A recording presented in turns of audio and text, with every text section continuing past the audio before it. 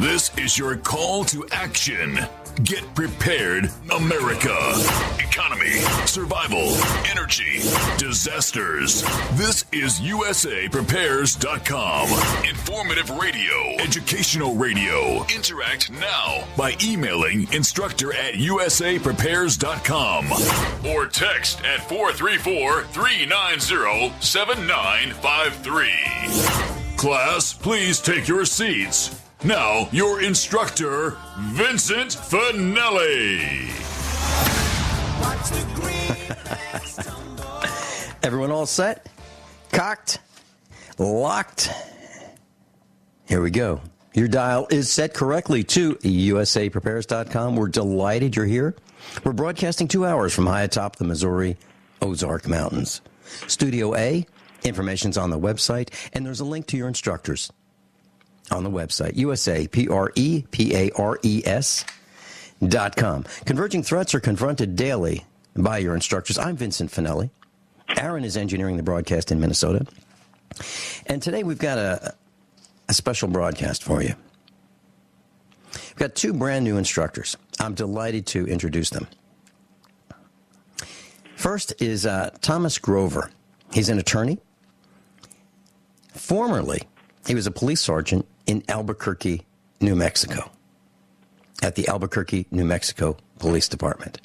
His website, grover-law.com. So grover-law.com. Welcome, Tom. Good morning, Vince. Good morning. And I guess right next to you is John Doyle. And John, you were a Philadelphia Police Department officer for 18 years. And also, you were in Albuquerque, New Mexico at the police department there for 2 years. So both of you guys served together, and you served a total of 20 years as a police officer. Welcome to USAPrepares.com. Hey, good morning, Vince. Thank you. Yes, that's correct. Okay, so neither one of you guys is currently employed by a police department, and the latest the latest that you worked with was in the Albuquerque, New Mexico Police Department. Am I right in that? You're correct. That's right. Okay, so today, because both of you are not currently police officers, we can talk about corruption. Corruption in police departments. We can talk about evidence gone missing, property stolen by bad cops. We can talk about ticket quotas. We can talk about punishment for not meeting quotas. We can talk about the militarization of the police. And we can talk about the individual greed of top-ranking bad cops fueled by individual greed from within corporations selling products and services to police departments, right? Yes, we can. And I'd like to actually add to that, even as we were cops, we had spoken out about these things. And we'll talk about that, too, on the retaliation aspect of, while being an active cop, how, agencies retaliate against officers for speaking out. I have been waiting for this broadcast for about 3.5 years. I really have. I would go to gun shows, and I'd see officers or guys who are officers moonlighting at selling guns and ammo and supplies at gun shows, and I'd say, hey, I'd like to go on the radio. We can talk about this, and they go, no, and I'd say, well, what about ticket quotas? Is there such a thing? And here's the response that I got. I mean, almost universally. There's no such thing as a ticket quota. We can write as many tickets as we want. And that's what they would say. Who would like to respond to that? About ticket quotas? Yeah. They, when you put the term quota out, that has sort of this expectation that there's a minimum standard. And what departments do, and this is the reality, is that they don't call it a quota, but they call it minimum standards. And, depending on supervisors, they have these expectations put forward as to, what they want the officers to do. And, some supervisors like seeing lots of tickets. Some supervisors like seeing lots of arrests. But, to be perfectly blunt, there are these minimum standards, and if officers do not reach that level of a minimum standard, then, less desirable things happen. So, well, all right. Let's talk about that. So, what I'm hearing, I'm reading between the lines here. I'm hearing that there is such a thing as a ticket quota, but it's called something else. It's called minimum standards or performance standards or expectations. And so some supervisors, as you mentioned, are looking for a specific number of tickets per shift, I guess, or per month. Is that what we're talking about? Absolutely. Yep. Okay. Yeah, So let's say Vinny, me, I'm a cop, and I'm a good cop. And as a matter of fact, I'm going to run for sheriff, and I do not plan on having any such thing as a ticket quota, a ticket contest, or expectations of giving people tickets for things that they should not get tickets for. So let's say I'm a good cop, or I start out as a good cop, and I come back from my shift and I haven't written a single ticket. Will I be questioned? Certainly.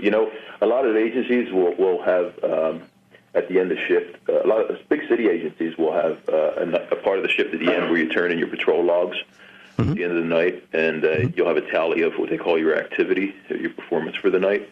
And you'll definitely get a sideways look from your supervisor if you hand in a blank activity log when it comes to certain things, especially like in the realm of tickets. And something will definitely be said, and if it goes on for a period of time, and that's where you'll face things like being put on a performance, a PIP, where you're evaluated on a period of time to see if you can bring up your stats is what they call it. But yeah, you'll definitely face questioning over it. So I might be questioned, and hey, Vinny, listen, I'm looking at your activity log here, and I don't see any tickets. What's going on? And so I could say, well, Sarge, look, here's what I've done.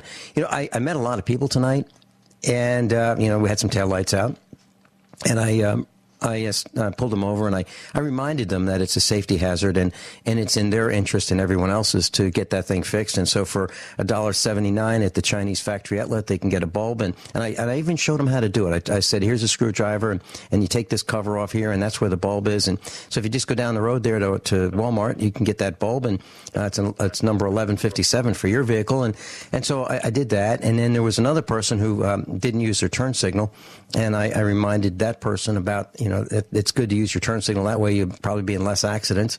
And I saw another guy with a safety hazard. He had a ball tire, and I pulled him over. And I said, this is really dangerous, because if you got that child in the back seat there and you have a blowout, I mean, you could really injure that child as well as yourself. So I guess kind of like that all night. And so I feel really good that I've helped a lot of people, and that's what I'm supposed to do, right, Sarge? How would that go if I responded like that? That's actually outstanding police work. That's where you get to make a positive impact on the community, and give people something to go back and tell people. The police aren't out here, to make life hard for us, and that's what makes our job easier when you treat people like that. A lot of officers would rather give warnings when they can to individuals when it's not an egregious infraction out there on the street. But, I'm going to let Tom talk to you, too, because he has something he wants to say. Just real quick, with everybody, with more and more bicyclists getting out on the road, a program that we used to have here in Albuquerque is where bicyclists that are riding their bike at night without any, headlight or tail light or illumination are incredibly at risk for getting run over, because you can't see them at night. And we used to have a program where officers would go out and actually actively stop those bicyclists that are riding around without a headlight or tail light. And it's against the ordinance. They would go ahead and write the cyclist up and give them a warning saying, you can't do this. This is, puts you in a position where you're, really at risk of getting harmed. And, most bicyclists would be a little bit torqued out because, what's the big deal? I mean, and why is this officer stopping me? Why are they, hassling me and all that?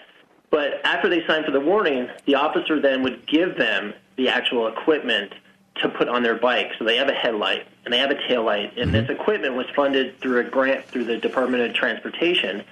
And what starts as sort of like this enforcement experience becomes a very, very positive encounter, and it was a program that got a lot of national attention amongst all the bicycling organizations and publications, because here the police, they weren't doing anything really punitive. They were simply giving a warning, which doesn't go on anybody's record or anything like that.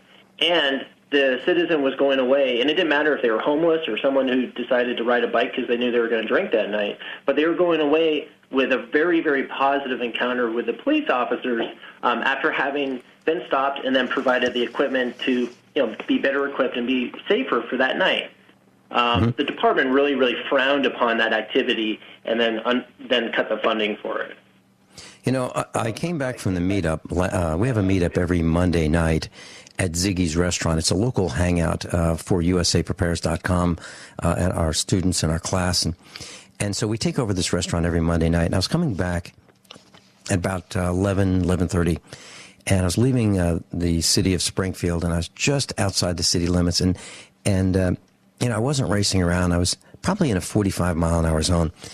And off to the side, I saw a guy who was in my lane on a bicycle change cross the two-lane highway and go off to a side street. And he was really, really hard to see. And I mentioned to Mrs. Finelli, who was with me, wow, I mean, it's really hard to see that guy.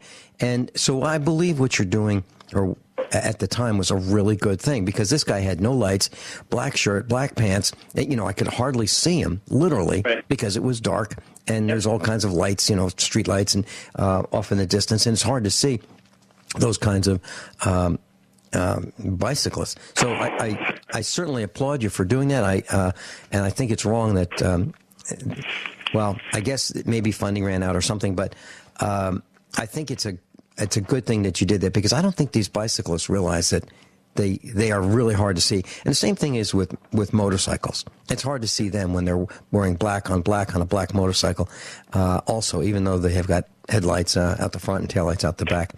Okay, so let's talk about some more of these expectations. So let's say I go for 2 weeks like this, and I'm smiling and helping people, and I'm going around and showing people that they've got ball tires and so forth. When we come back after this break, can you tell me what my experience is going to be like after 2 weeks of being on the job, helping people, and not writing any tickets? We'll be right back with Thomas Grover and John Doyle, two good cops.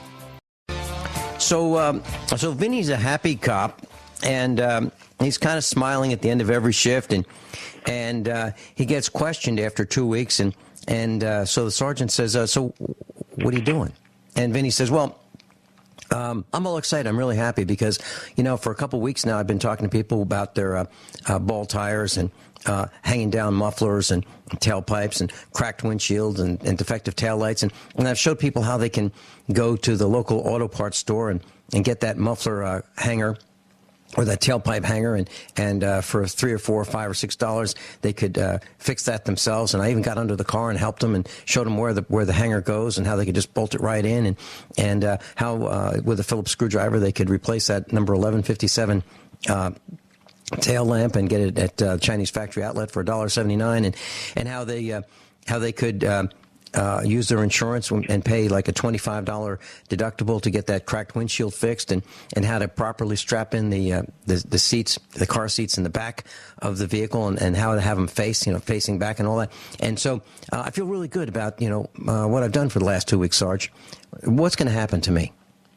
In all likelihood, you're going to get the conversation that is not very comfortable, and it's going to be, Vinny, this is all really good. I'm sure these people would really appreciate it, but you've got to get 40 tickets by the end of the month. If you fail to get those 40 tickets by the end of the month, my lieutenant's going to be on my back, and that means I'm going to be all over you, and we're going to have to talk about doing improvement measures for next month. So really, you've got 2 weeks left.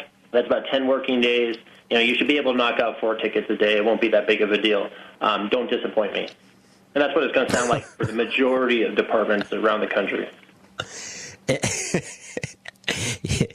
I'm chuckling because in radio we have a term for that, and it's called the velvet hammer. And I have been hit. I have been hit with the velvet hammer 7 times in about 12 months. So I've been fired 7 times in 12 months for doing what I thought was the right thing. And in radio, it has to do with talking about advertisers, or talking about Walmart or the Chinese factory outlet, or something that if there's an advertiser and he happens to come up on a broadcast and you mention it and it's not in a positive light, you get called in, and that same hey, Vinny, you're doing a great job. We love you. Your audience loves you. You're doing a great job. Your show's growing. It'll continue to grow. It'd be great if you just didn't talk about this and that other thing, and everything will be just fine. And now, if Vinny doesn't quite get that message clearly, boom, he's gone by Friday. And that's just the way it goes. And so 40 tickets by the end of the month. Now, seriously, 40 tickets? That's 2 a day, isn't it? Well, how does 5 DUIs sound? Going out with this, how does that add that to it? Imagine being given performance standards in the beginning of a bid, and listed on that is also they want 5 DUI arrests. And think about what that does. If you can imagine a rookie cop towards the end of their shift on a Friday night, maybe it's the 30th, and they're driving around, and they're driving around looking for whatever they can find, any small infraction to pull someone over, so they can get that last. Say they have 4 out of 5 DUI arrests. Now they're gonna make sure they get that last arrest. You take away from a lot of things when you force standards like this, or you force a quota like this under another name, and you're gonna if people's rights are at stake here when you do this. Well, you're absolutely right, and I do not recommend drinking and driving. I think it's absolutely crazy. I really do. And exactly. And it needs to be enforced. It definitely needs to be enforced.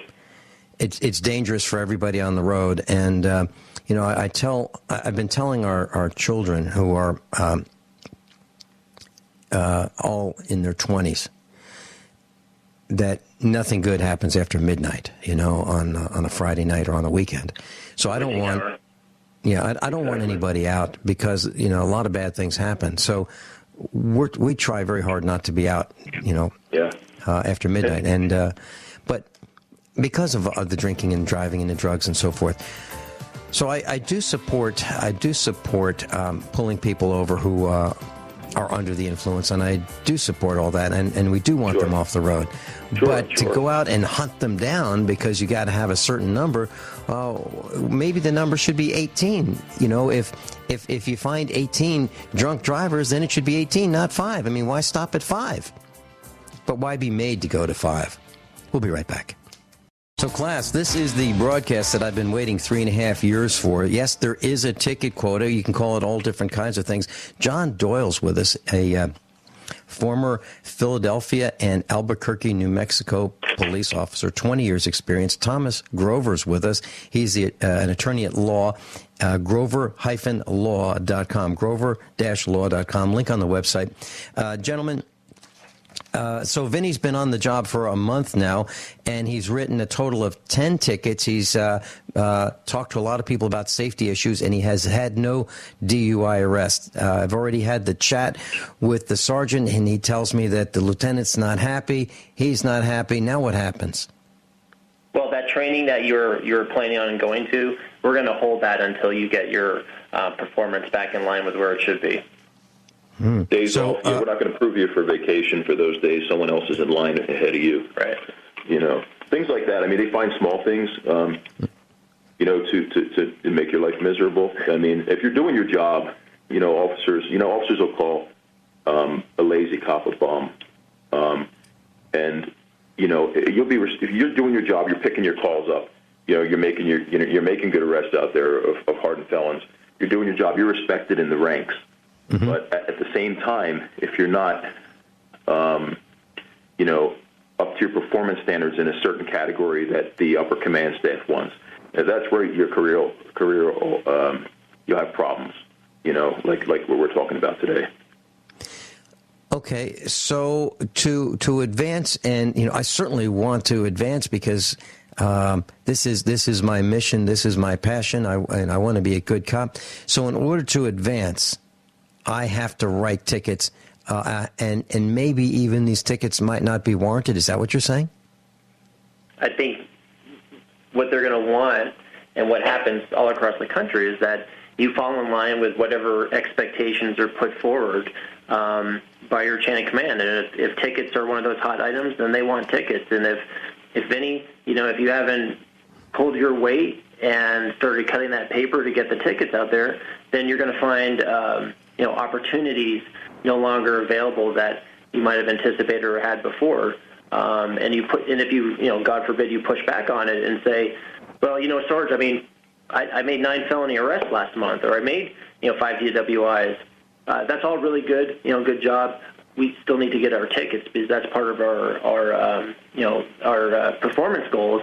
And at the end of the day, what are tickets? They're numbers on a spreadsheet that the lieutenant gets to look at for all the squads that work underneath him, so he can show his commander or his captain, hey, look how hard my watch is working against the other lieutenants.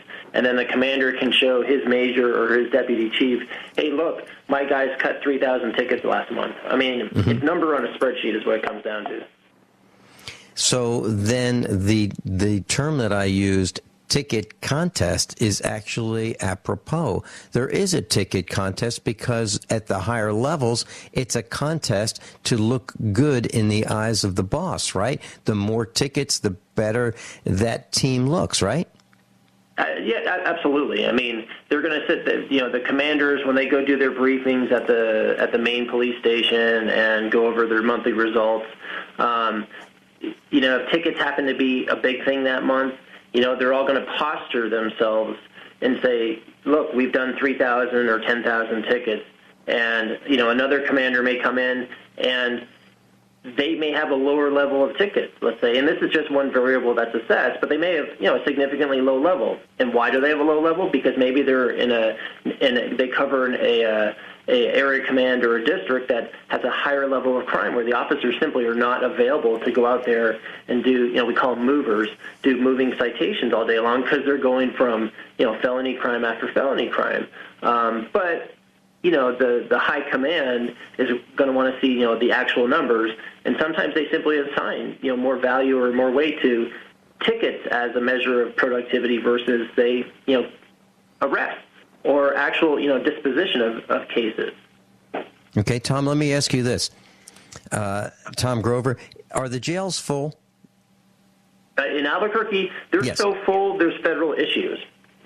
Okay, let me ask you this, John Doyle. Okay, if the jails are full, does the top brass in the police station say, look, guys, I want you to back off with these DUI arrests. We just have no room for these guys. So let's switch out to tickets. We're going to do parking tickets this week. Is that what happens?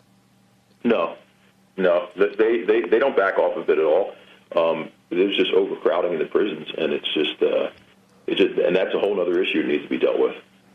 Let me ask you this. Is there empire building within the police department, like, okay, let's keep the jails overfull, and then the population will be forced to build more jail space, more police officers, more cars, more cruisers, more MRAPs, more guns, more ammunition, more training, more? Is that what happens?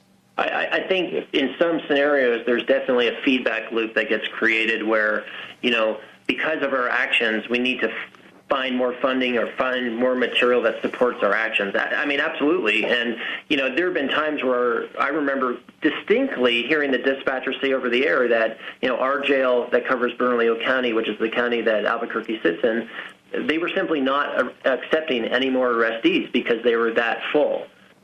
That's quite an extraordinary statement to hear a dispatcher say over the air that MDC, the Metropolitan Detention Center, is full and no longer accepting arrestees. What do we do? Go home? Yeah. All right, let's talk about the militarization of police. Now, from my perspective, when tasers first came out, I guess that's the generic name that's used for this device, even though it's the name of a corporation that manufactures them. It used to be that they were used very, very rarely, and they caused extreme pain and could actually kill somebody, and they have in the past. But it seems to me that tasers are being used. I mean, it's like, let's pull that out first. It used to be the last stop just before the gun came out to shoot a suspect, right? Now it's yes. Tasers come out first, right? Yes. Tasers, actually, when they first started using them, it was an intermediate level use of force device. And we were instructed that, people, subjects that could have possible pacemakers, heart issues, it could be fatal. Also, any use of an OC device, pepper spray, yeah, in conjunction with that could be have a flammable propellant, could actually light the subject on fire if used in conjunction with the taser because of the spark. So we were, also instructed not to use it with that. Also, I've been trained with a taser. I've been shot with a taser, but in almost 23 years of being a certified police officer, I've never had to tase anybody. I've never tased anybody.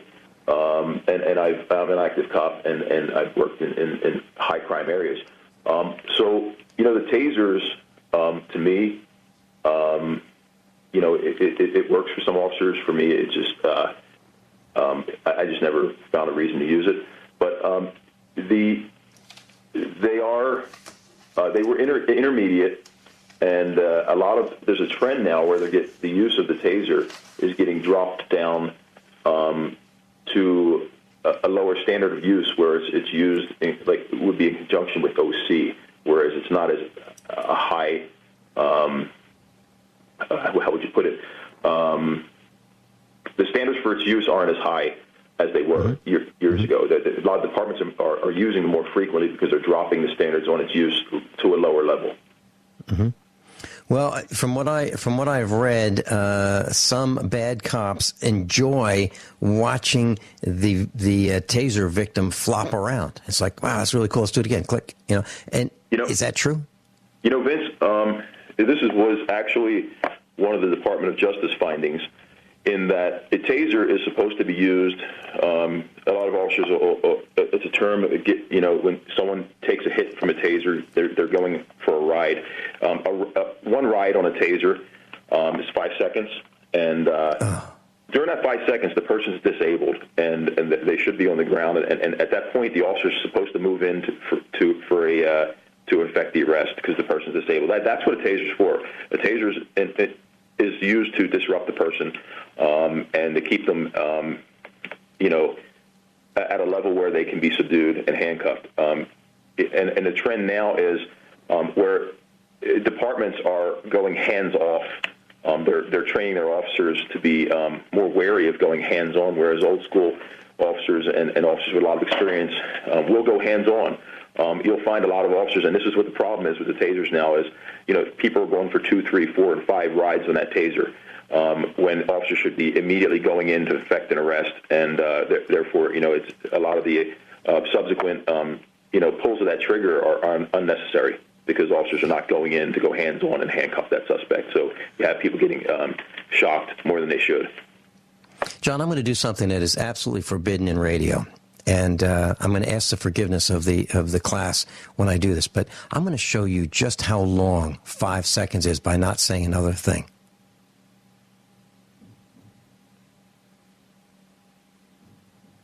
That's 5 seconds. Class, that was 5 seconds of silence. Now imagine being electrocuted for that amount of time.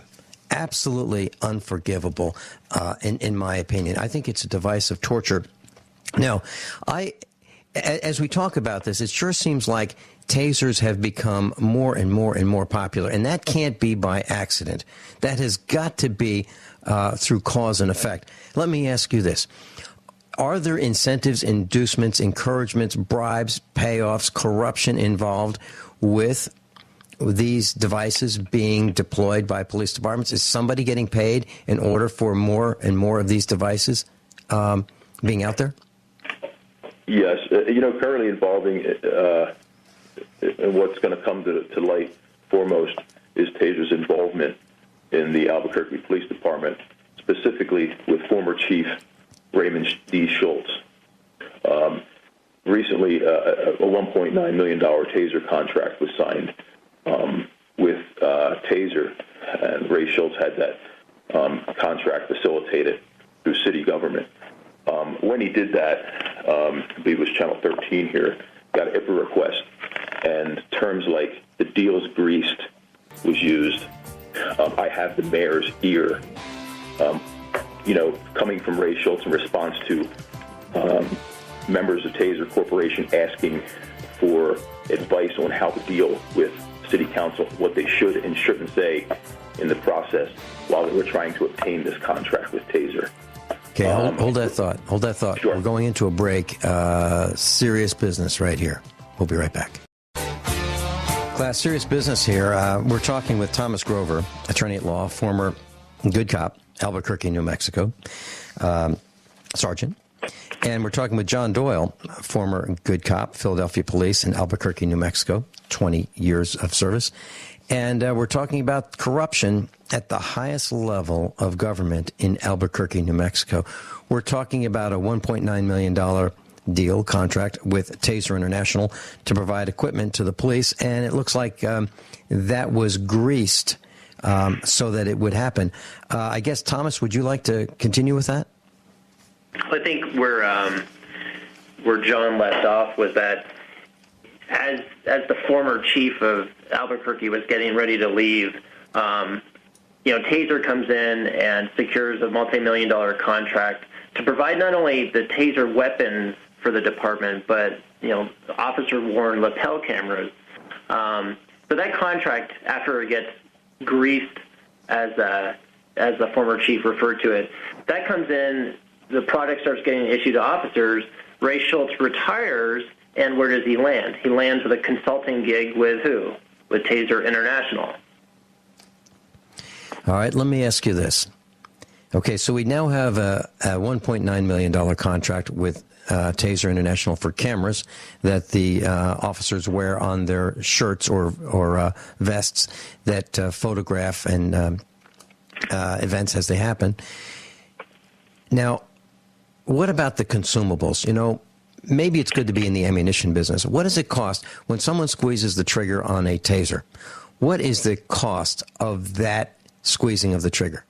And that's a really good question, because what happens is each time the Taser gets deployed, a cartridge that launches the probes gets spent, and I don't know how much they cost for each replacement. But, obviously with each deployment, you have a consumable where you have an increase in cost. And, Taser's marketing strategy is pretty effective, because with their officer-based cameras, where does the digital video get stored? Well, it gets stored at evidence.com, which is an ancillary service that, of course, the department has to pay for Taser to store the video in their cloud service. Now, when Schultz leaves the department, he's on airtime. Technically, he's still an employee. He's just no longer active because he's burning off, his accrued vacation time. But that's where he overlaps. He leaves the department actively, starts doing this consulting gig with Taser, but he's still on the books as an employee with the department.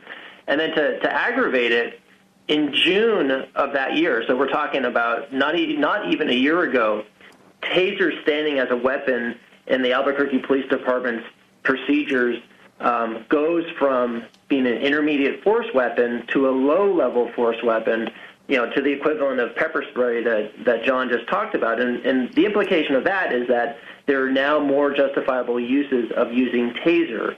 And this is there's cooking the books, but then there's gaming the system. And this is an example of how that system gets gamed, because by changing Taser as a weapon in the department's SOPs means there's going to be an immediate increase in the use of the Taser, meaning more cartridges deployed, and then of course that complements the basis by which the digital video is going to have to be stored. And each of those cartridges, I'm sure, run anywhere from $75 to $100. So they're getting it from every angle. Okay, and so how many of those do we use per day? Do we use 5 a day? It's going to be reflective on the actual numbers of the department. I mean, Albuquerque has about 350 field cops, and those are your officers out in the field who are going to be the ones using it. It's not going to be the supervisors. It's not going to be the desk jockeys working inside. It's going to be your uniformed patrol officers. And with 350 cops out there, you're probably going to have maybe 30 tasings a day. Wow! Certainly that many in a week, easily. So we're easily at $1,000 worth of cartridges a day at an absolute minimum. $1,000 a day. Wow. $365,000 worth of taser cartridges from one police department per year. Gentlemen, thank you so much for being with us. We're going to have to do this again and again, and I'm not kidding. Thomas Grover, attorney at law, link on the website, bottom of page 1. And John Doyle, Philadelphia and Albuquerque, New Mexico, former police officer. Hey, thanks so much for being with us and telling us the way it really goes. I'd really like to hear more about what's going on in Albuquerque when you guys come back. Thanks so much. Everyone all set? Cocked? Locked? Hour number 2 of USAPrepares.com. John Ragan's with us. Alfio Lanuto was to be with us, and he spent the night traveling back from a meeting with Gun Owners of America.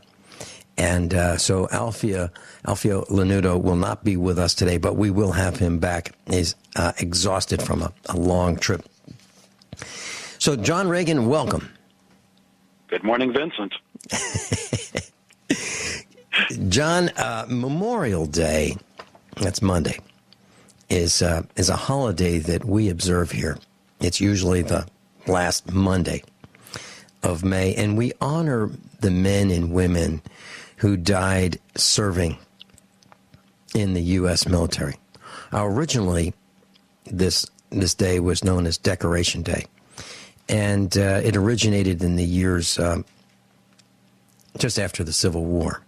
And in 1971, it became a federal holiday.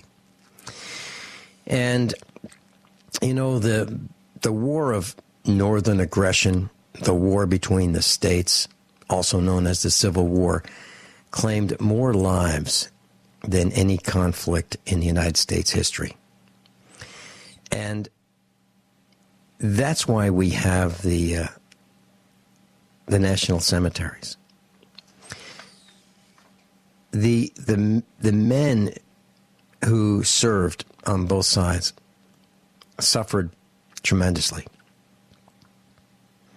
Limbs were blown off. The mini ball, that 1-inch long lead 53 caliber slug, solid soft lead slug, would just obliterate an arm or a leg, and people who were hit with the weapons of the war were really hurt, killed. The loss of life was tremendous. If we had a conflict today where we had a 10% casualty rate, it would be considered a bloodbath. During the War of Northern Aggression, the war between the states, the Civil War, we had many battles. The North against the South, the North invading the South, where the casualty rate was 30%. And if you look at what happened during that awful time in the 1860s, the North built even more effective killing machines, bigger caliber weapons, bigger bore cannons. They even thought about having 2 cannons side by side with cannonballs with a chain attached to each cannonball. And if they could successfully fire, now we're talking about the North, if they could successfully fire and discharge simultaneously these 2 cannonballs, separated by let's say 20 feet, with a chain attached, would cut a swath through the men and just cut them in half. What kind of a mind does it take to even think of engineering something like that? The guy who we put on a green piece of paper with the number 5 on it, Abraham Lincoln, also known as Honest Abe, invaded the southern states of America and ordered the killing of we the people. So when you think about Honest Abe, keep that in mind. A lot of men were killed. A lot of young men were killed at his hand. John Ragan, on Monday we celebrate Memorial Day. I'm not going to be on the air live on Monday. And I guess that means that you won't be either. But we'll do other broadcasts.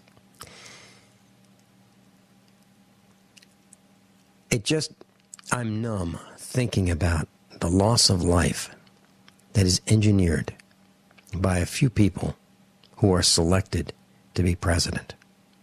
How can they sleep at night? How can they sleep at night? You know, and how can they... You know, you see George Bush and you say, what a good guy he is. You know, he goes and visits these people who are maimed and wounded and destroyed, and their families are destroyed, and he goes to the hospital. These guys are involved in engineering these wars. There's no need for these wars. There's absolutely no need.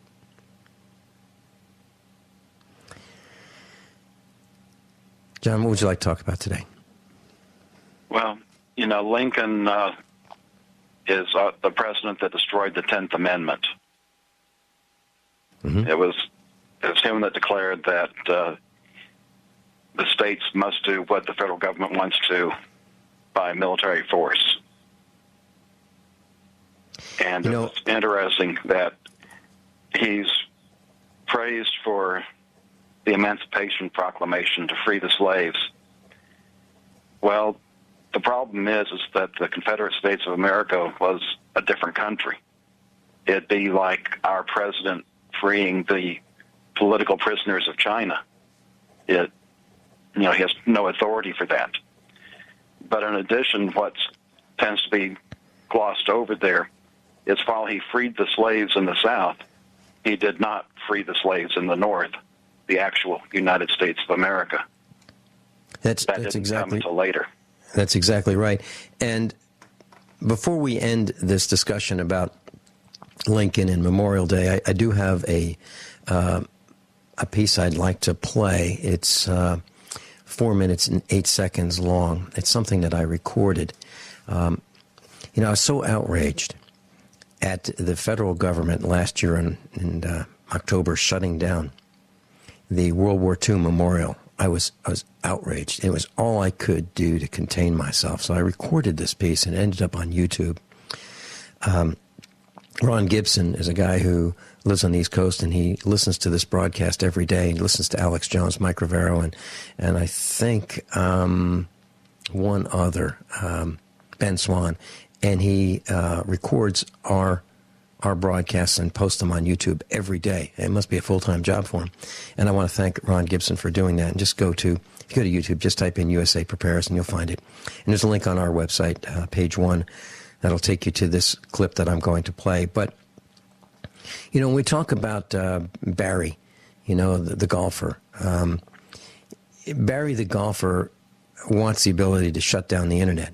Now, that's not an original thought. Honest Abe Lincoln shut down the internet during the war between the states, the War of Northern Aggression, the Civil War. Back then it was called the telegraph. But he shut down the internet. He suspended habeas corpus. He imprisoned people without a trial. He did the same things that Barry wants to do, the golfer. So if you think about, what a great president Abraham Lincoln was, some people think that he was there to free the slaves. But obviously he wasn't, because he didn't free them in the North. And also, what he did was trample states' rights in the South. And I live near a little town called Drake's Branch, Drakes, space, Branch, Virginia, little hamlet in Virginia. And the people there are still living the Civil War. And here's one of the reasons why. There's a railroad that goes through Drake's Branch. And it was built back then. And you can go there and see where the railroad track was heated up. They built, the North built a big fire on the railroad track so they could heat the rail and bend the rail so that the trains could not provide supplies to the South. The South was starved out by the North, the horrors of war. This is the North invading the South at the will of green slip Federal Reserve note guy number 5, Abraham Lincoln, Honest Abe. So when you think about how great of a president he was, he ordered the slaughter of men, women, and children. Our own men, women, and children. Americans. Honest Abe. That Go ahead. That also points out what's different between then and now. Today, we have to ship our food in. If we don't have the transport system, the grocery stores will be totally out in 3 days. Actually, in an emergency, they clear out much faster than that. But back then, food was grown locally. And if we have such a crisis today, people will go hungry. And if there's nothing coming in, it gets really nasty really fast. Or you end up being dependent on what the government brings in and provides for you. Either way, it's not a pretty picture. John, I'm going to play this 4-minute, 8-second clip right now. The federal government partial shutdown has taken a dire turn for our country. Politicians have shown their true colors. They've demonstrated that they are not on the side of we the people. Our World War II memorial belongs to us. It's a remembrance of the ultimate price many have paid. Losing life, limbs, many have been wounded, but all have been scarred for their entire lives. The National Park Service has been ordered to make life difficult. John Ragan's with us, the financial stateoftheunion.com. And John, let me. We've got enough time during the segment for me to play this, so let me play this. The federal government partial shutdown has taken a dire turn for our country. Politicians have shown their true colors. They've demonstrated that they are not on the side of we the people. Our World War II memorial belongs to us. It's a remembrance of the ultimate price many have paid. Losing life, limbs, many have been wounded, but all have been scarred for their entire lives. The National Park Service has been ordered to make life difficult for us. Exactly who is responsible for these actions? My father volunteered to fight for our country in World War II, to protect and defend her from the attack by the Imperial Japanese Navy. Mute your mic. His brothers enlisted. Coughing's coming through. All the men of fighting age in our family enlisted.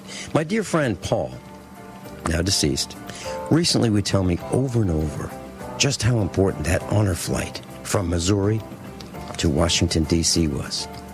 He had the opportunity in the final days of his life to visit the World War II memorial.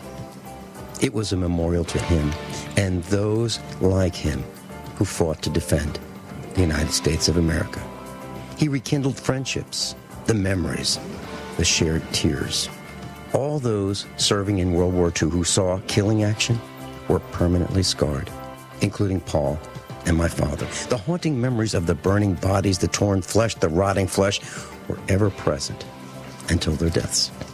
And our federal government has set up barricades to keep wheelchaired veterans, 80 to 90-year-old men, and their chaperones out of our World War II memorial.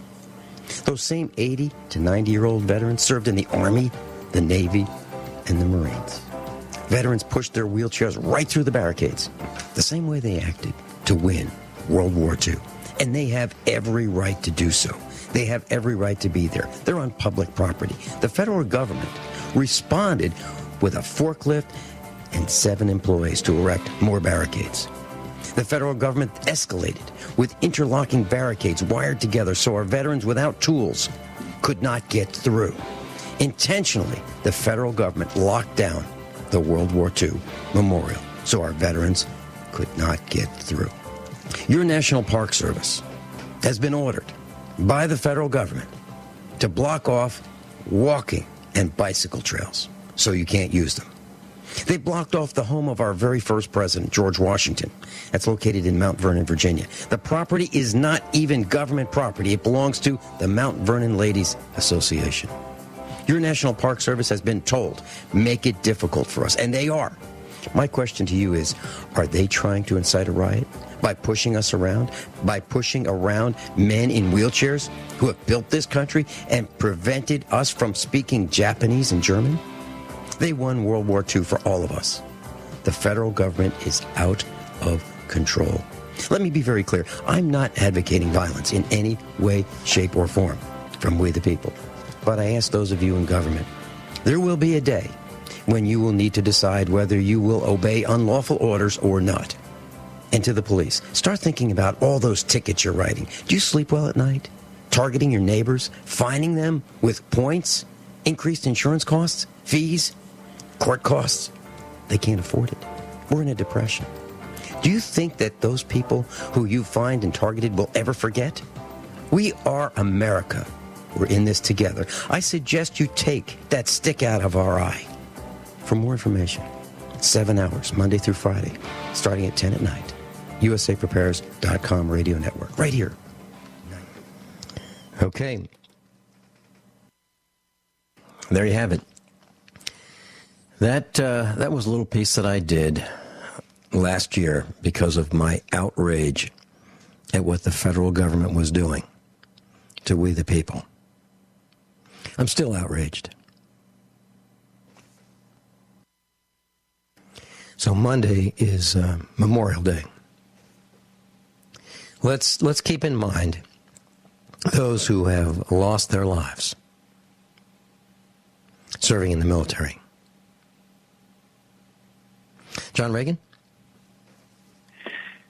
Yeah, it remembers for me, too. My father served in World War II, was on the Bataan Death March, and spent the war in the Japanese POW camp. And while it wasn't the camp that killed him, it definitely had an effect on his health. Yep, and my father was there liberating the men like your dad in the Philippines who suffered under that march. We'll be right back. John Reagan's with us. John and I are talking about Memorial Day. And John, you mentioned that your father was at the Bataan Death March. And I mentioned that my dad was involved in the liberation of those involved at the Bataan Death March, World War II. John, I remember very distinctly my dad saying a couple times in my life, just a couple times, he said, "You never forget the smell of the rotting flesh." And what he was talking about was the decaying bodies of the dead. And that's on both sides. That's the Japanese, and that's the Americans, and the Allied forces who died and who were just rotting there, and their bodies smelled awfully. And I know what he's talking about, because when a cow dies we bury that cow. And no matter how hard we try to bury that cow, there's still an odor with a dead cow as the flesh rots. And my dad's right. You never forget. And John, as I think about the horrors of war, I think about the evil that politicians harbor. And it doesn't seem like they're involved in the conflict, and they don't seem to get wounded. And, of course, you've got McCain, but for the most part, they're out of harm's way. I'm talking about the current politicians. Where would you like to go today? Well, what those people sacrificed for makes you wonder if it was worth it. I've got bigger picture items posted on resources for USA Prepares today. Okay. The news tab, financialstateoftheunion.com. Mm-hmm. And first up is Christianity torture? And this link discusses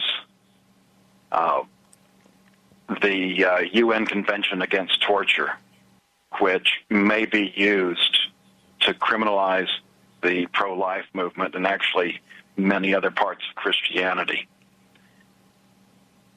For the purposes, the term torture means an act that includes severe pain or suffering, whether physical or mental. And this can be for intimidating or discriminating against a person, discrimination of any kind, when such pain or suffering inflicted by or at the instigation or with the consent or acquiescence of a public official or other person acting in an official capacity. So you think that last line may give us an out because the government's not telling us that we can do this. Well, that's explicit permission.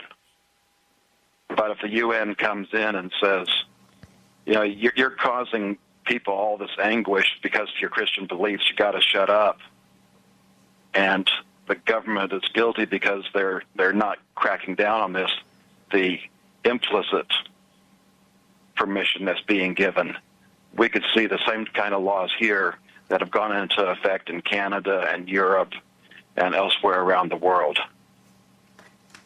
Our First Amendment is just as endangered as the 10th was. John, let me see if I've got this right.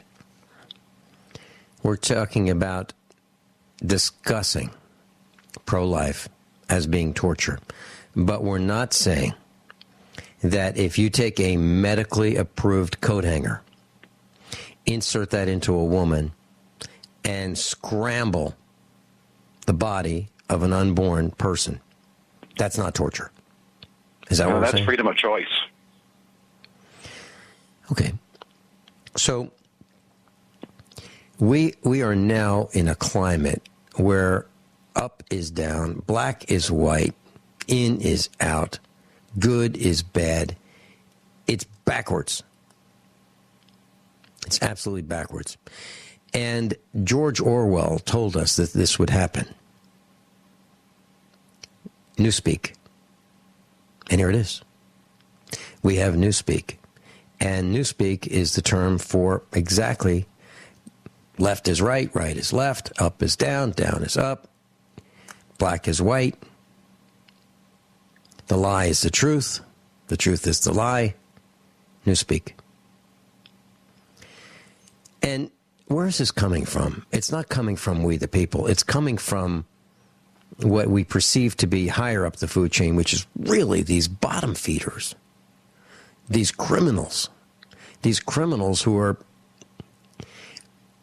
programming the media to teach us that wrong is right. And that's one of the reasons why I believe that we have crime in this country. And what about these politicians who steal from us? We talked on the previous hour today about rigged contracts, greasing the skids, funneling government money from we the people into greedy corporations who will bribe and pay off politicians so that they can get more. Whatever happened to building a better mousetrap, doing a better job, being rewarded for real performance? Not this fake performance where like cops are forced into giving tickets. And it reminds me of a lunch I had this week. And I mentioned this on the air. I was at a Chinese restaurant in Rolla, Missouri, with our son. And I talked to some police. And I have to be careful how I say this. Let me say it this way. I met a man who is in the police business, and he knows when he's going to retire, to the day. And that's when he said he will get his opinion back. Being in the police business, you're not even allowed to have an opinion. You can't have an opinion. You're there to just inflict whatever the higher-ups in your organization want you to inflict. And if you don't do it, you're going to Siberia.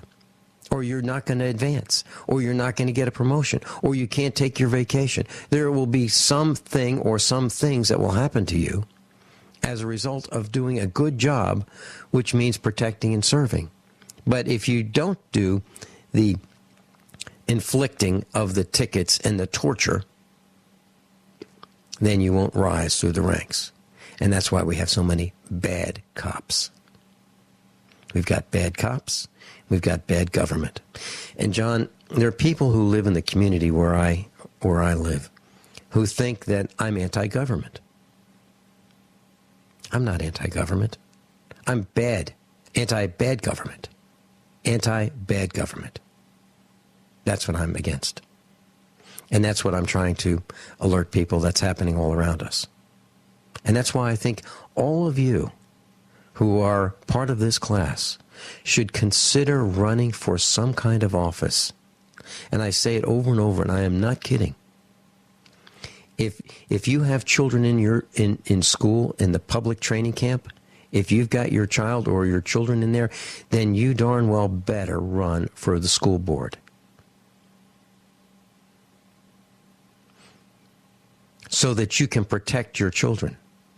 Is there something that's more important to you once a month than going to those meetings for a couple of years? Is there something more important than I doubt it?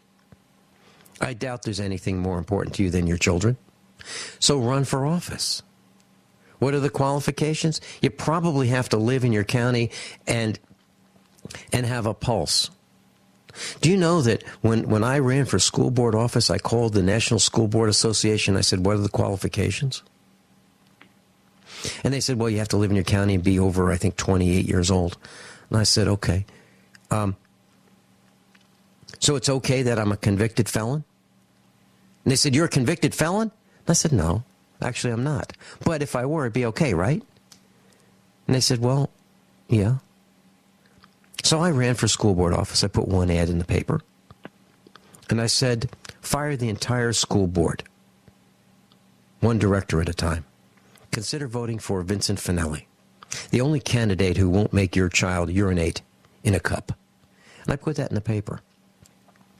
I got a small percentage of the votes. Nobody knew who I was.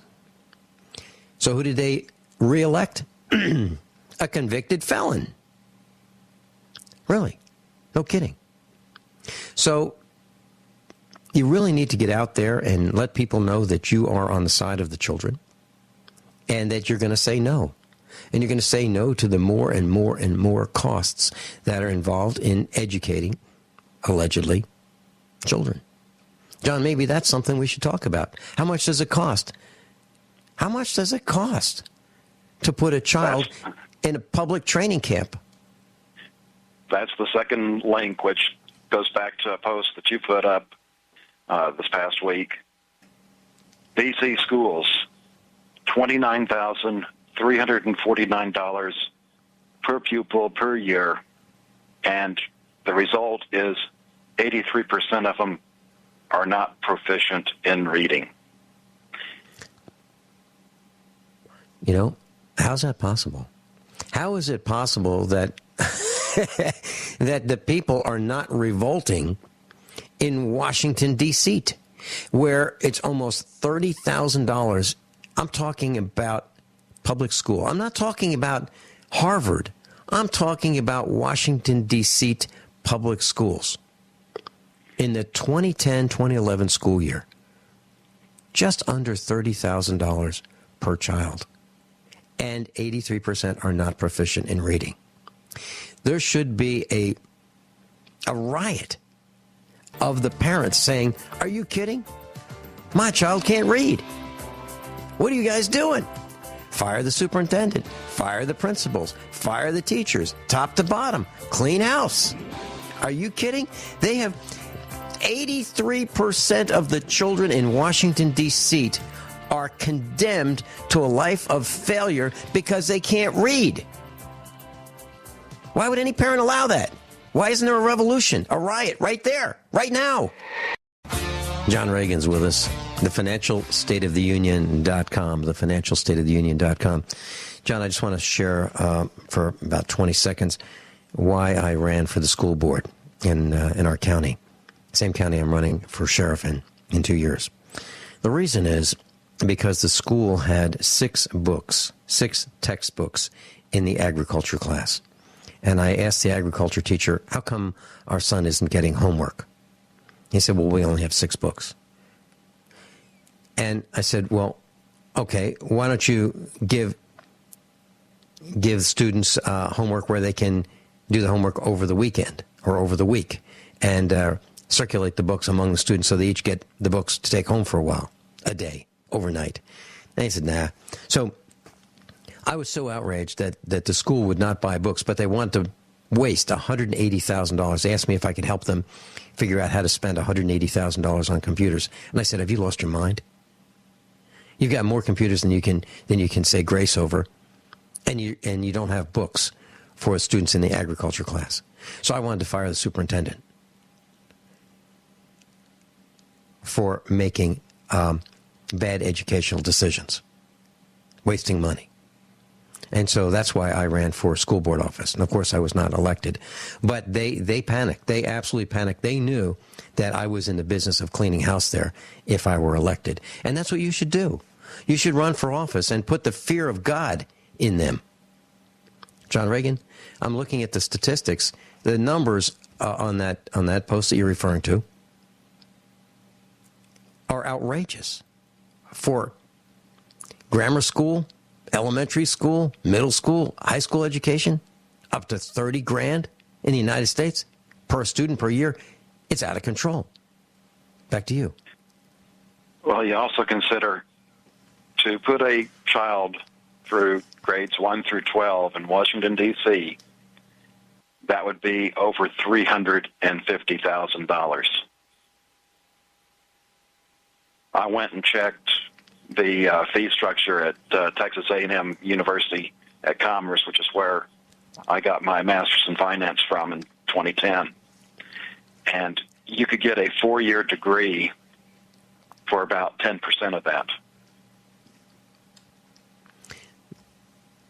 That's exactly what I'm talking about. That's why I don't understand why the parents of these uneducated children aren't screaming, demanding that everyone in administration, the entire school board office, be fired in Washington, D.C.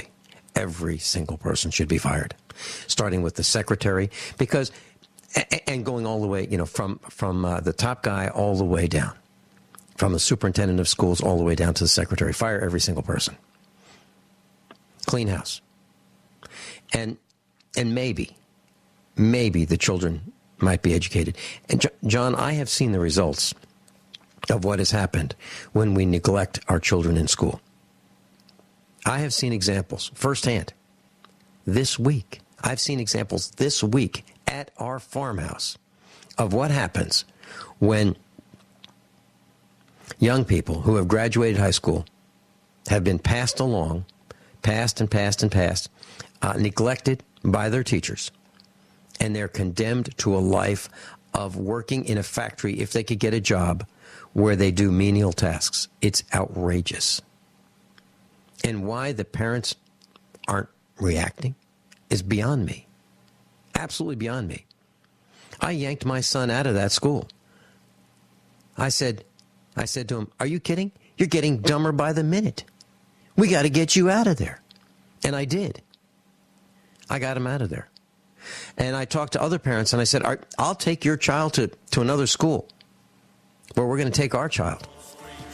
They didn't want to do it. I can't believe it. They've condemned their own son to a life of misery. And he's a nice guy. John Ragan, we've got a couple seconds left. You know, it's not much better here in Dallas, almost $13,000 a year, which is over $150,000 for a career. John Ragan, thanks so much for being with us today. You know, it's been kind of a sobering broadcast. Our country's in a mess. Run for office, all of you, please. Class, above all, honesty and integrity. What happens next is up to you. Thanks so much, John Ragan.